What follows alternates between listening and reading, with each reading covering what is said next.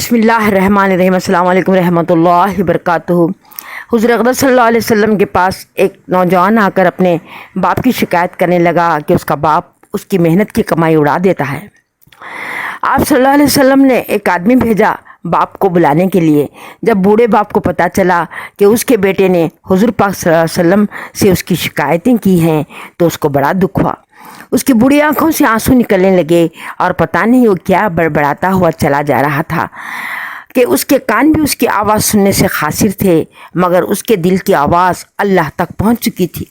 اللہ سبحانہ تعالیٰ نے جبریل علیہ السلام کے ذریعے حضور پاک صلی اللہ علیہ وسلم کو کہلا بھیجا کہ اس بوڑھے باپ کے وہ اشعار ضرور سنیں جو آتے وقت راستہ بھر اپنے دل ہی دل میں کہتا رہا اور زبان پر نہ لا سکا۔ آپ صلی اللہ علیہ وسلم نے اس بوڑھے باپ کے آنے پر اس کو بہت ہی عزت سے بٹھایا اور اس کے بیٹے کی شکایت بیان کرنے کی بجائے فرمایا کہ اے بزرگ ہستی، تم مجھے وہ اشعار سناؤ جو تم راستہ بھر اپنے درد بھرے دل میں کہتے ہوئے آئے ہو۔ اس بوڑھے کو بڑا تعجب ہوا کہ جو اشعار اس کی زبان تک نہ آ سکے اس کا علم آپ صلی اللہ علیہ وسلم کو کیسے ہو گیا۔ آپ صلی اللہ علیہ وسلم نے ارشاد فرمایا، مجھے ابھی جبرائیل علیہ السلام آ کر بتا گئے اور اللہ سبحانہ تعالیٰ چاہتا ہے کہ میں تمہارے درد بھرے دل کی آواز کو سنوں۔ تو وہ بوڑھا روتے ہوئے اپنے اشعار کا خلاصہ سنانے لگا۔ اس بوڑھے باپ کے اشعار کا خلاصہ یوں تھا، وہ کہنے لگا کہ جب میرا بیٹا پیدا ہوا تھا تو ہم میاں بیوی بہت خوش تھے۔ ایسا لگ رہا تھا جیسے اللہ تبارک تعالیٰ نے ہمیں دونوں جہاں کی دولت ہمارے گود میں ڈال دی ہو۔ اس کی پیدائش کے بعد اس کے ننھے وجود کی دیکھ بھال میں ہم خود کو بھول گئے۔ یہ بیمار ہوتا تو اس کی فکر میں ہم بیمار ہو جاتے، یہ روتا تو ہم دونوں اس کو چھاتی سے لگا کر ساری رات ٹہلا کرتے، یہ روتے رہتے سو بھی جاتا لیکن ہم جاگتے رہتے۔ اس کی دوائیوں کے لیے ہم اپنے پیٹ پر پتھر باندھ کر اس کا علاج کرواتے، یہ ہنستا تو ہم بھی بے مقصد اس کے ساتھ ہنسنے لگتے، یہ دوڑتا تو ہم آگے پیچھے اس کے دوڑنے لگتے کہ کہیں گر نہ جائے۔ جب یہ بڑا ہونے لگا تو میری محنت اور بڑھ گئی۔ اب میں اپنے لیے نہیں اس کے لیے جی رہا تھا، اس کی ضروریات بڑھ رہی تھیں۔ اس کی پسند کا کپڑا پہنا کر ہم دونوں پھٹے پرانے میں گزارا کرتے، اس کی پسند کا کھانا اس کو کھلا کر ہم روکھی سوکھی پر صبر کرتے۔ ہم نے اس کو اپنے خون پسینے سے سینچا، تب کہیں جا کر یہ جوان خوبصورت چوڑی چھاتی مضبوط بازو والا بن گیا، کمائی کے قابل ہو گیا۔ اب وہ کہتا ہے میں اس کی کمائی کھا رہا ہوں، میری زندگی کی پوری کمائی اس پر لگا کر ایک بار بھی میں نے نہیں سوچا کہ یہ میری کمائی کھا گیا۔ اس کو ہرا بھرا کرنے کے لیے میں سوکھ کر کانٹا ہو گیا، اس کے جسم میں خون پیدا کرنے کے لیے میں نے اپنا خون سکھا دیا، اس کی ہڈیوں کو مضبوط کرنے کے لیے میری ہڈیاں کمزور پڑ گئیں، میرا چہرہ جھریوں سے بھر گیا اور اس کے چہرے کو تر و تازہ خوبصورت بنانے میں اے کاش تو مجھے ایک باپ نہ سہی ایک پڑوسی ہی سمجھ کر صلہ رحمی کرتا اور یوں شکایت نہ کرتا پھرتا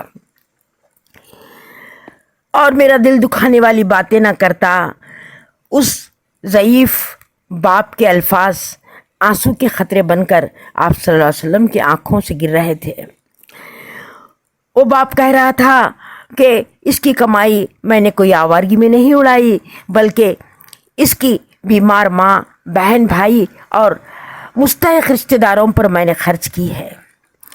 آپ صلی اللہ علیہ وسلم اٹھے اور بیٹے کا گریبان پکڑ کر باپ کے قدموں میں بٹھا کر فرمایا کہ جا، تو اور تیرا مال تیرے باپ کا ہے، اف بھی نہ کہنا۔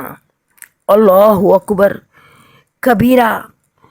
سن لو وہ بیٹے جو ڈاکٹر، انجینئر، بزنس مین، کماؤ بن کر والدین سے کہتے ہیں تم نے ہمارے لیے کیا ہی کیا، ہم تو اپنی قابلیتوں اور صلاحیتوں سے اور تعلیم سے اتنا کما رہے ہیں، یہ ہمارا مال ہے، اس پر تمہارا کوئی حق نہیں۔